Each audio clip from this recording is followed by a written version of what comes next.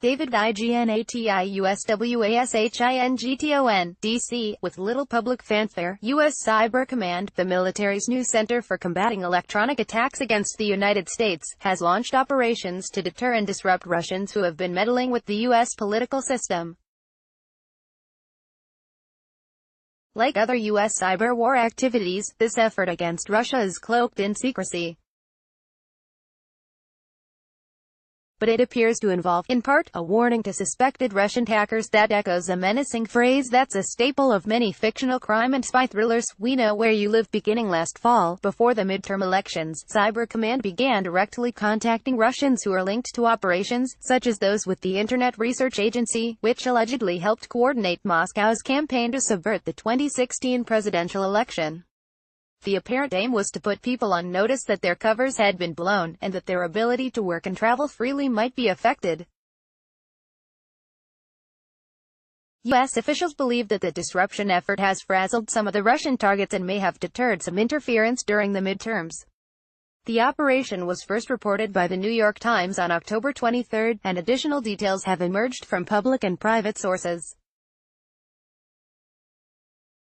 One unlikely public confirmation came from Yevgeny Zubarev, the director of the St.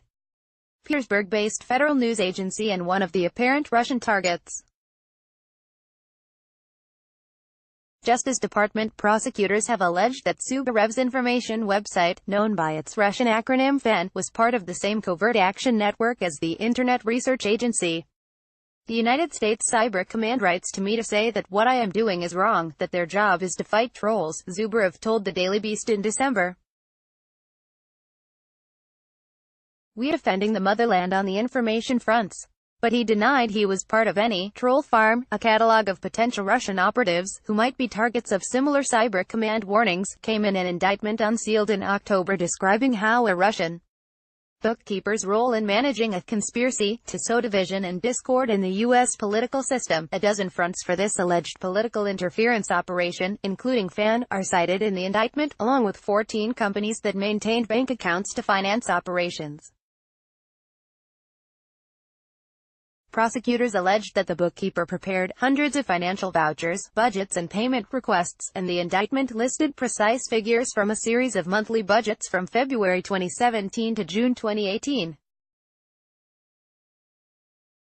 This was the covert world's version of a gotcha.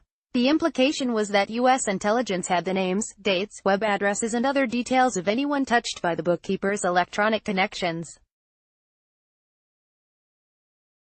Some of these operatives and contractors may have been among those pinged by Cyber Command. The message, in part, was that their ability to operate in secret had vanished.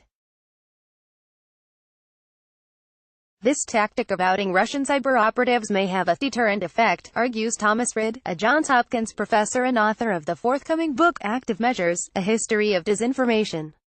He explained in an interview, "We know from history that when intelligence officers who have prized secrecy their entire careers are exposed, it is a punch in the gut." Cyber Command's doctrine in more aggressively targeting Russian manipulation was outlined by Gen. Paul Nakasone, its commander, in the current issue of Joint Force Quarterly.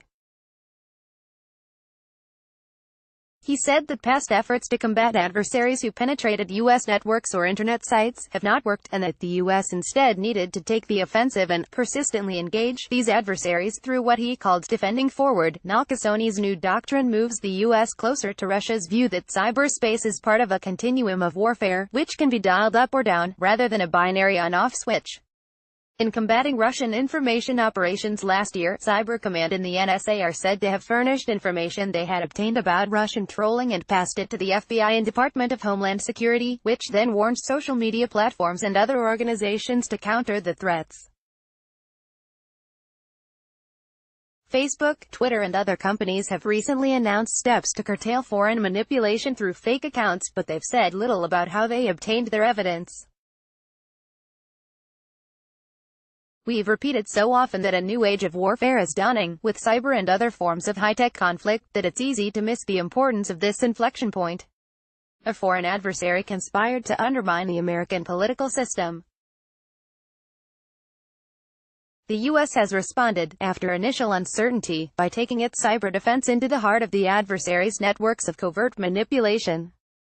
Now that the battle has been joined, the world will be living in a contested information space, indefinitely. See 2019 Washington Post writers group David Ignatius can be reached via Twitter, @IgnatiusPost.